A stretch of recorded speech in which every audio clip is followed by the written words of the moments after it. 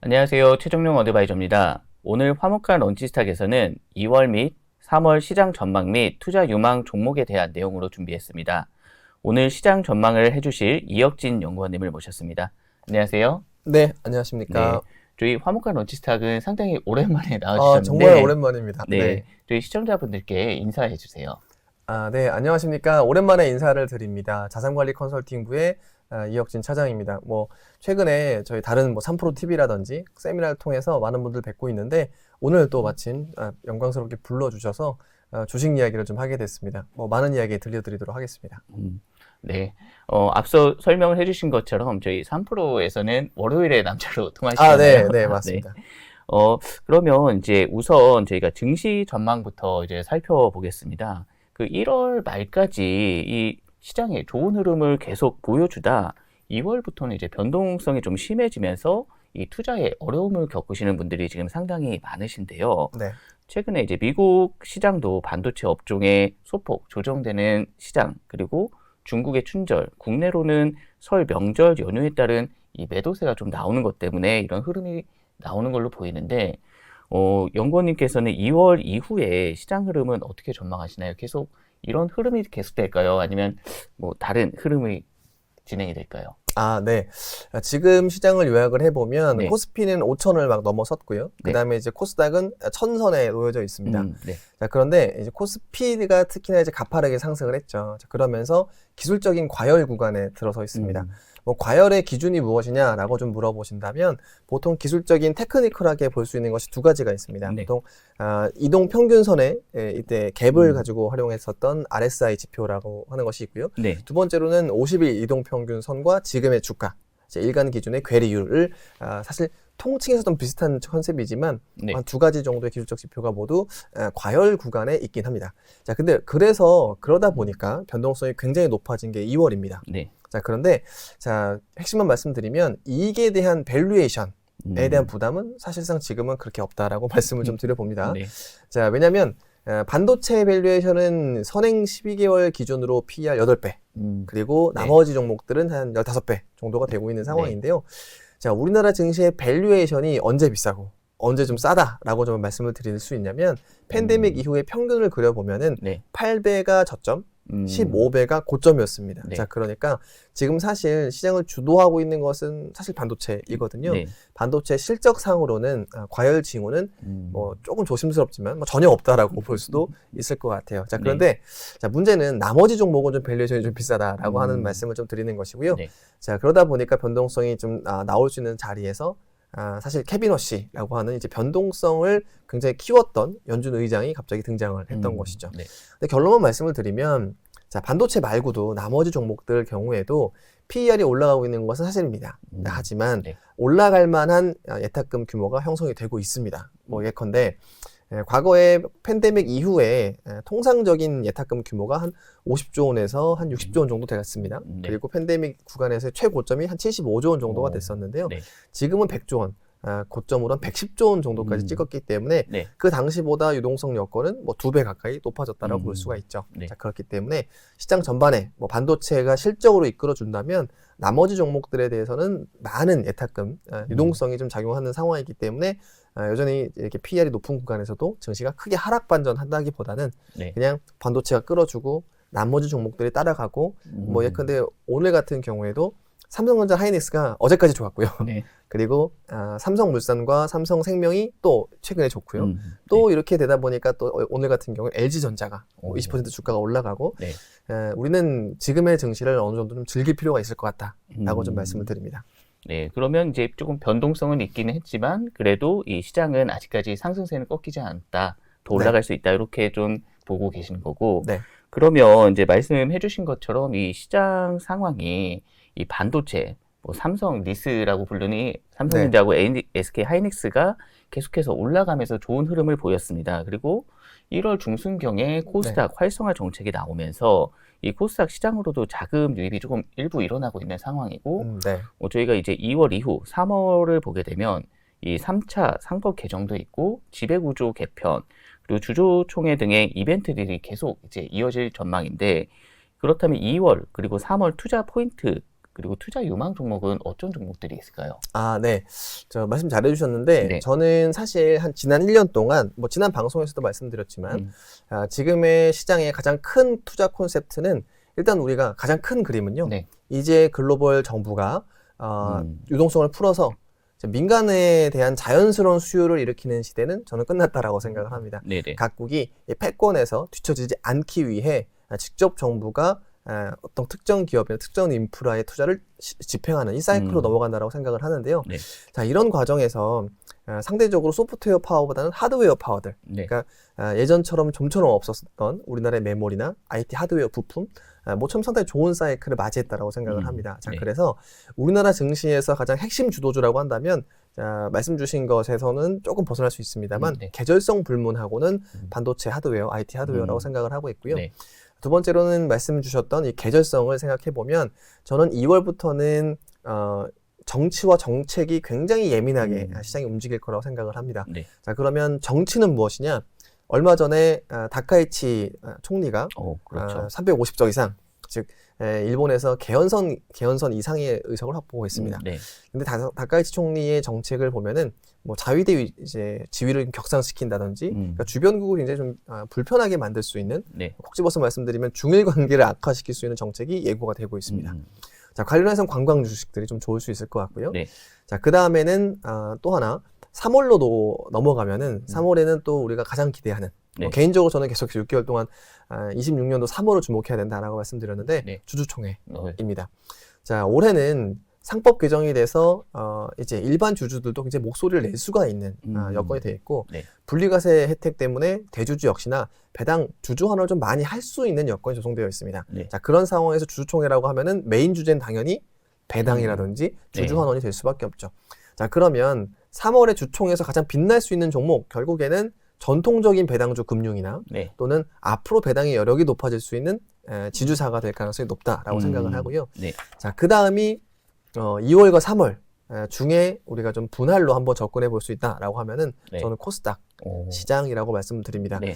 자, 코스닥 부양 정책이 언론 보도로만 나왔고, 아직까지는 수급을 개선시킬 수 있는 어떤 연기금의 강한 코스닥 매수가 발견되고 있지는 않습니다. 네. 하지만 최근에 보도에 따르면 굉장히 임팩트 있는 코스닥 수급을 좀 기대해 볼 만은 해요. 하지만 코스닥 150 종목을 우리가 인덱스로 산다라고 하면은 사실 여기서 얼마나 상폐될지 모릅니다. 네. 자, 그렇기 때문에 감사 보고서 시즌 3월 전후로 아무래도 이런 코스닥 150 종목 내에서도 약간 속가내기가 될 것이고, 그러다 보면은 그 이후에는 우리가 이제까지는 보도로만 접했었던 수급 모멘텀, 뭐 꼭 집어서 말씀드리면 이제 연기금 말씀드리는 겁니다. 네. 자, 이런 것들이 좀 표면화돼서 코스닥 시장이 부양을 역할을 해주지 않을까. 자, 그러면 이 코스닥 150 시장에서는 뭐 지수 투자를 하셔도 될 것 같고요. 네.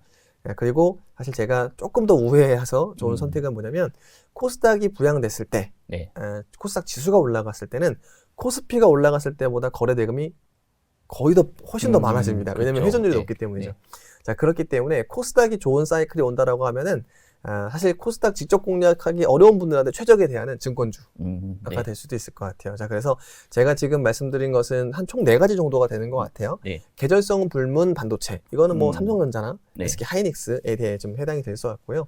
그리고 3월 주총 시즌, 저는 조심스럽지만 뭐 일반적인 이제 뭐 하나금융 지주나 네. 그다음에 이제 많은 증권주 중에서도 조금 뭐 이제 키움증권이나 네. 이런 부분이 좀 주목을 받을 수 있을 것 같고, 또 하나는 지주사 중에서는 전자닉스의 지주사들이 존재하겠죠. 네. 그래서 그런 종목들이 조금 더 혜택을 받지 않을까라고 좀 생각을 하고요. 네. 그다음에 아까 다카이치 총리 말씀드리면서 네. 중일 관계 이제 어떤 악화 국면에서는 우리나라 유통주들, 뭐 예를 들어 백화점 그리고 네. 화장품, 뭐 저희가 리포트를 통해서는 LNC 바이오 말씀을 드리고 있고, 네. 그리고 LNC 바이오와 같은 피부 미용이 아니라고 하더라도 많은 화장품 종목들이 존재하죠. 달바글로벌, 아모레퍼시픽, 네. 이런 것들 모두 사실은 저는 그게 지금부터는 부정적으로 볼 필요가 없을 것 같다라고 좀 추천드리는 어떤 테마와 네. 종목은 이렇게 좀 요약을 할 수 있을 것 같습니다.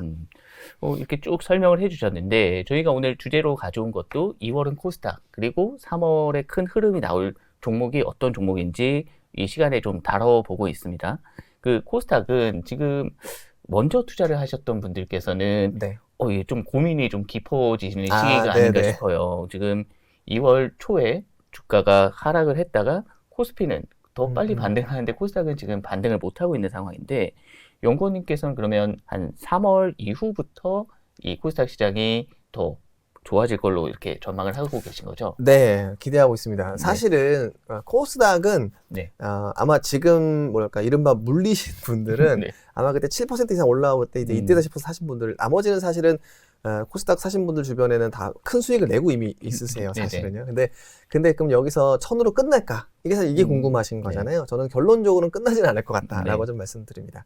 자, 이유는 뭐냐면 자, 정부 정책이 과거에 강하게 했던 것이 코스피였던 거죠. 네. 그러면 코스피에서는 강하게 좀 드라이브 걸었던 정책들을 보면은 배당수도 분리과세, 네. 그 다음에 상법 개정, 네. 1차, 2차 정도가 마무리가 됐죠. 네. 근데 실제 그 이야기가 언제부터 나왔냐면은 실제 움직임이 있었던 한 달이나 2달 전에 있었어요. 네. 그러니까 지금도 아까 제가 말씀을 드렸다시피 논의 단계, 검토 단계라는 뉴스가 나올 뿐인 거지 본격적으로 어떤 수급이 개선되는 이벤트는 없었습니다. 네.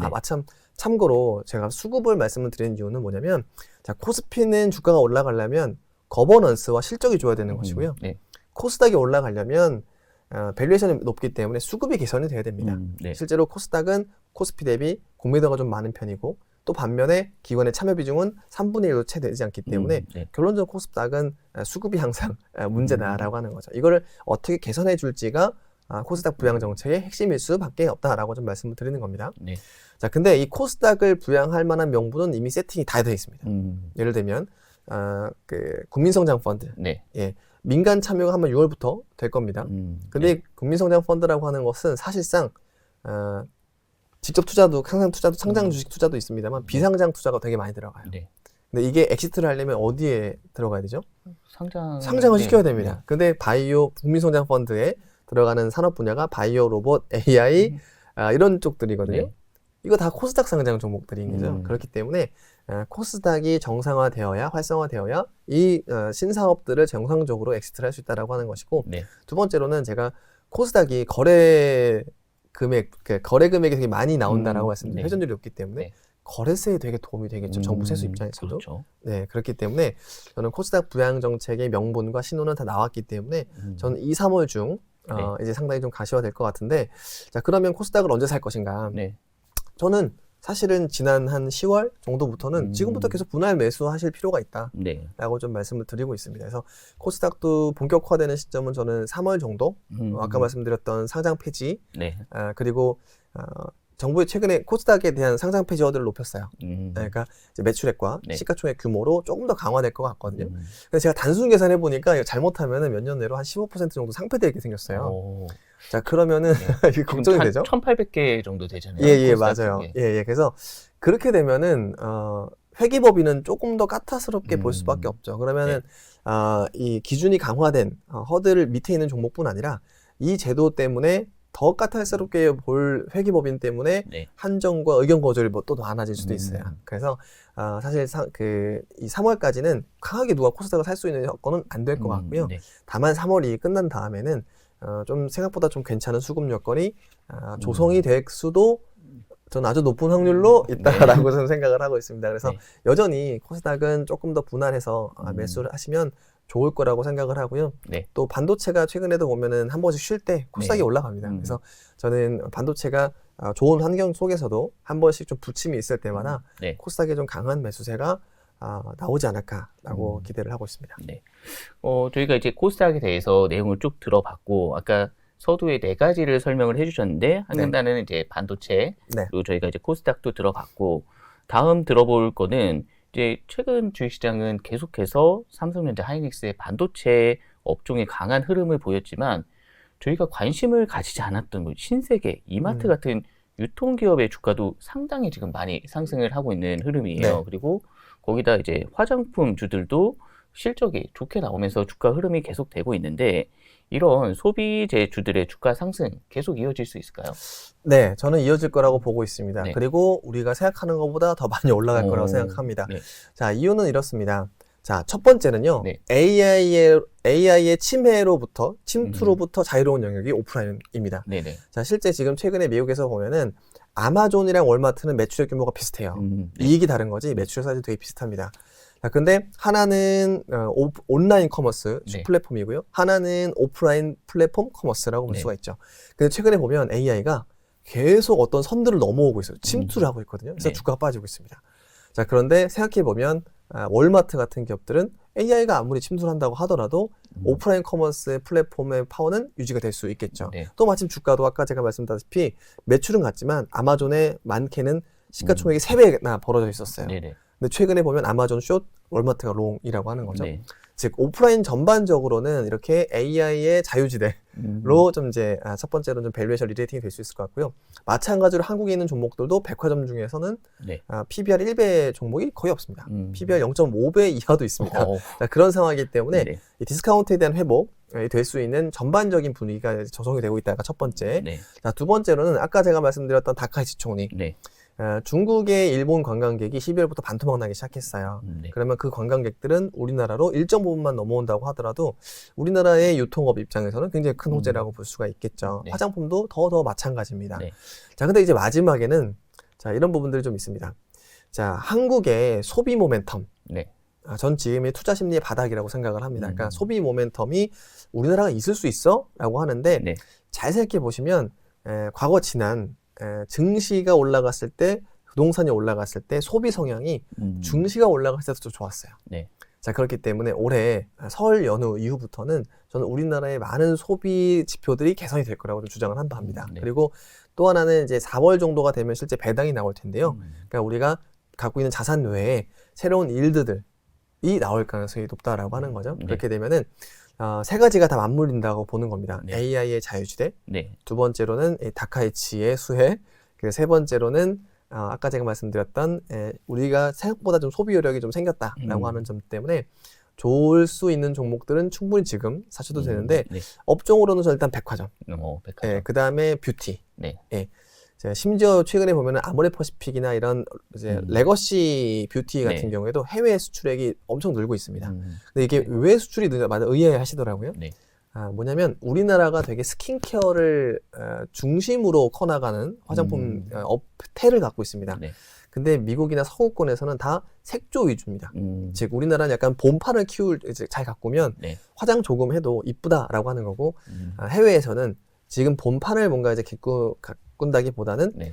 더 약간 이쁜 색깔을 찾는 화장품이었는데 이게 좀 시대가 바뀌고 있는 거죠. 한국의 뭐 K-팝이나 네. 콘텐츠들이 좀 나가면서 좀 이제 이런 이미지들이 많이 바뀌면서 우리나라의 스킨케어 수출이 좀 늘어나고 있다라고 하는 것이 관광 말고도 상당히 좋은 화장품 투자하기 좋은 시기라고 볼 수가 있을 것 같습니다. 네.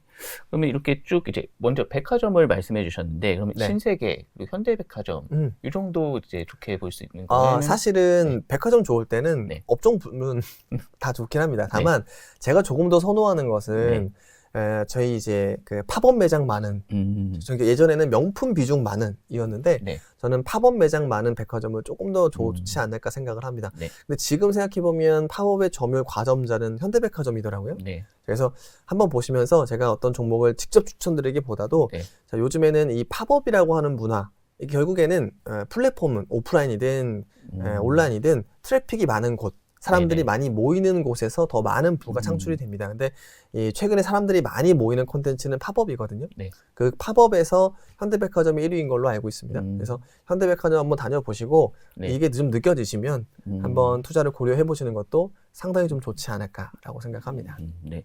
그러면 일단 저희도 이제 소비재주도 계속 좋아질 흐름으로 지금 보이는 거고 다음으로는 이제 3월달 이제 연구원님께서 기대하시는 이제 배당 시즌이잖아요. 네.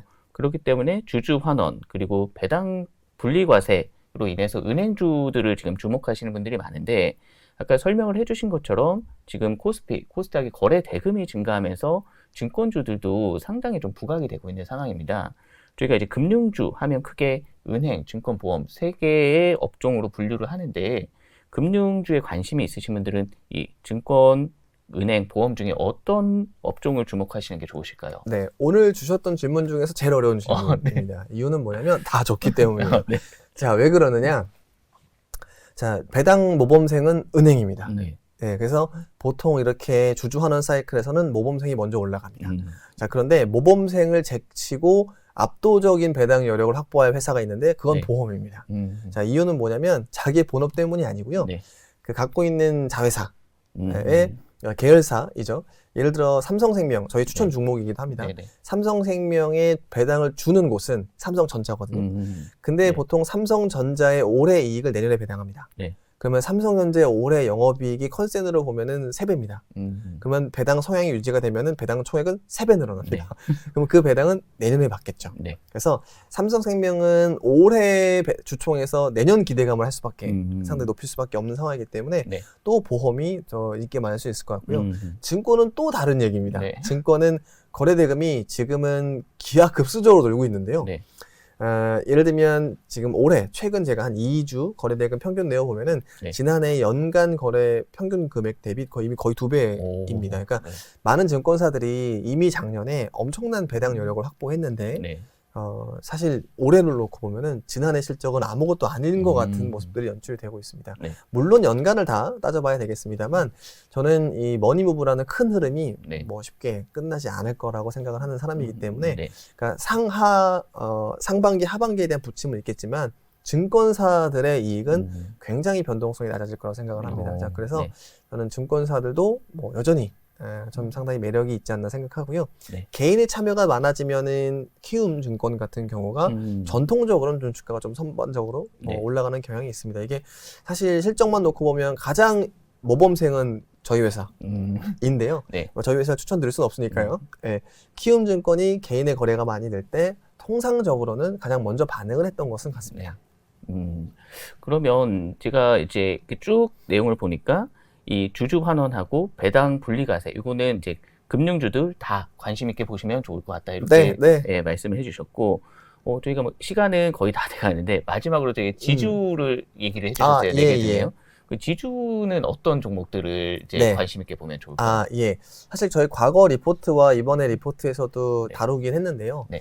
사실 저는 배당의 여력은 결국에는 올해 가장 좋은 이익을 기록할 것은 무조건 반도체입니다. 비교가 불가합니다. 네. 자, 그래서 이 반도체 기업들의 지주사, 뭐 예를 들면 저 리포트에 있는 삼성생명, 네. 그리고 비슷한 회사인 삼성물산, SK하이닉스는 SK스퀘어. 그러니까 이게 각 밑에 달려 있는 기업들의 NAV 가치가 올라가면서 더불어서 배당 총액도 많아지는 회사들이기 때문에 네. 한번 관심 있게 보시면 상당히 좋을 거라고 생각을 하고 있고요. 네. 더불어서 이제 이 배당 시즌이나 이때 항상 기대가 안 했었는데 지주사로서 향후에 조금 사람들이 기대할 수 있는 기업으로는 현대차 그룹 정도 나가야 됩니다. 왜냐하면 자, 현대차 그룹이 최근에 주가 올라가는 배경은 실적이 아니라 보스턴 다이나믹스겠죠. 그렇죠. 그러니까 로봇 테마를 넘어서 보스턴 다이나믹스의 기업 가치가 정말로 100조 원을 넘게 된다면 이라고 하는 단서를 가지고 주가 올라가고 있습니다. 자, 그런데요.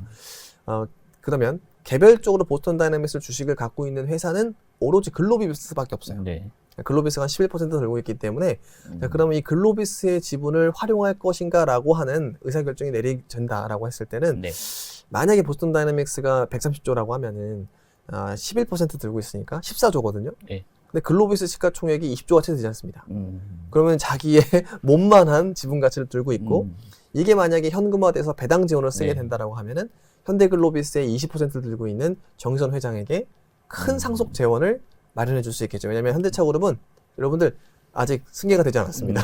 그래서 지금부터 이런 상속세에 대한 재원을 우리 지금 이재용 회장 보면서 너무 많이 봤을 거야. 두 분이 또 친구지 않습니까? 그래서 그렇기 때문에 저는 배당 재원, 배당 지갑을 어떤 회사가 할 것인가? 뭐 저는 애초에 보스턴 다이나믹스 지분 구조에서 어느 정도는 볼 수 있다라고 좀 생각을 하고 있습니다. 그러니까 이제 배당을 많이 받을 수 있는, 많이 나올 수 있는 지주사들의 관심을 보시면 좋을 것 같다. 네, 맞습니다. 이렇게 정리를 하겠습니다. 네. 오늘 지금 나와주셔서 말씀해주신 종목들 잘 들었습니다. 저희가 주식 종목 전망을 말씀드렸지만 본 증권 방송과 자료에 수록된 내용은 투자 판단에 대한 단순 참고 자료이며 투자자는 자기 책임으로 투자 판단을 하여야 하고 투자 결과는 투자자에게 귀속된다는 점 다시 한번 안내드립니다. 네, 오늘 나와주셔서 2월 이후 시장 전망에 대해서 이제 쭉 설명을 해주셨는데 오늘 설명해 주셨던 내용을 간략하게 정리해 주세요. 네. 5천 시대입니다. 5천 시대의 투자는 조금 난이도가 있죠. 변동성은 높을 것이지만 이익에 대한 신뢰도가 높은 시장입니다. 자, 그래서 지금부터는 이익의 기대감이 가장 높은 종목은 반도체라고 볼 수 있고요. 네. 향후 배당이라든지 주가 수익의 기대가 높은 것도 마찬가지로 이 반도체가 유발할 수 있는 밸류 체인들, 예컨대 지주사라든지 네. 옆에 하드웨어라가 될 수 있을 것 같습니다. 또한 2월부터 시작될 것은 정치와 정책이기 때문에 네. 정치 환경에서는 이제 중일 관계에 대한 악화, 수혜주는 우리나라는 자, 유통이나 화장품이 될 수 있을 것 같고요. 네. 자, 그리고 3월부터 기대가 되는 것은 주총 시즌인데 3월의 주총 시즌의 주인공은 저는 금융과 지주라고 좀 말씀을 드리고 있습니다. 그래서 자, 여기서 좀 2월부터 3월까지 그 이후에 또 좋아질 수 있는 것, 그리고 정책이 3월부터 나올 수 있는 것은 코스닥 시장이라고 말씀을 드리기 때문에 네. 코스닥 시장에서는 직접 공략을 하시는 방법도 있지만 증권주로 우회해서 한번 공략을 해보시는 것도 상당히 좋은 투자 전략이다라는 점을 이제 오늘 네. 정리하면서 좀 마무리하도록 하겠습니다. 네. 오늘 나와주셔서 이 많은 내용을 설명해 주시고 또 자세하게 설명해 주셔서 감사합니다. 너무 감사합니다. 네.